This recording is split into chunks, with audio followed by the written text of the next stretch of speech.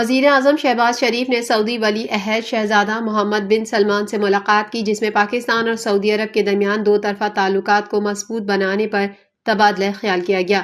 ملاقات میں ثقافتی تبادلے، تعلیمی تعاون اور سرمایہ کاری کے مواقع کو فروغ دینے پر توجہ مرکوز کی گئی۔ دونوں رہنماؤں نے پاکستان سعودی شراکت داری کو نئی بلندیوں تک لے جانے کے عزم کا اعادہ کیا۔